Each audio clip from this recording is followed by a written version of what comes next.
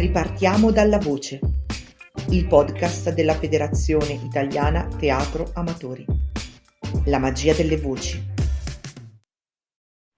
Avvoca, li sapete chi li vasce? A San Giovannile, Virgine, a Furcella, ai tribunali, a Pallunette. Nera, affumicata. A Rostagione non si respira poco calore perché sta gente assai. E o viene o fritta, fa vatte ridienta. A Roncesta luce manca mezzogiorno. Ah, io parlo napoletano, scusate, dove non c'è una luce nemmeno a mezzogiorno.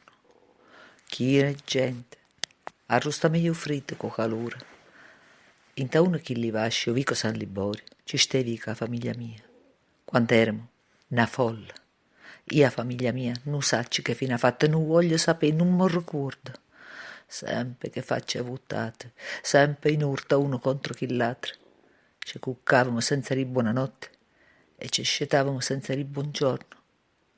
Una parola buona, ma ricorda mi dice patrimo. E quando mi ricorda, trema. Mo' pettanna. Tenevo 13 anni. Mi dicette, uè, ti stai facendo rossa, eh? E qua non c'è sta per mangià. O sai. O calore. A notte quando si chiudeva quella porta non si poteva respirare. A sera ci mettevamo tutto attorno a tavola.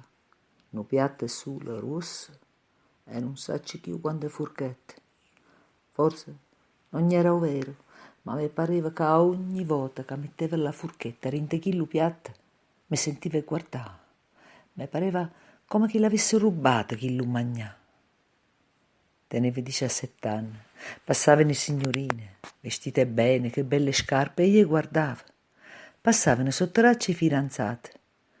La sera incontrai una compagna amica, manca conoscette per quanto stava vestuta buona. Ma già, forse allora mi pareva più belle tutte cose. Mi dicette, ma tu ancora così stai combinata? Vieni con me, vieni. Così, così, così.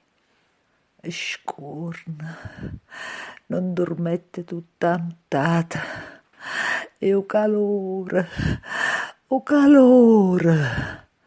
E conoscete a te, là, che la casa, da ricordo, mi pareva una reggia. Tornai una sera a Vico San Liborio. O cor mi sbatteva. Pensava, non mi vorranno vedere, mi metteranno fuori la porta. Nessuno mi disse niente. Chi mi arrivava a seccia, chi mi carezzava, mi guardavano come una superiore a loro, con suggezione. Sulla mamma, quando gli ti salutava, teneva l'occhio pieno di lacrime. A casa mia non ci tornai più.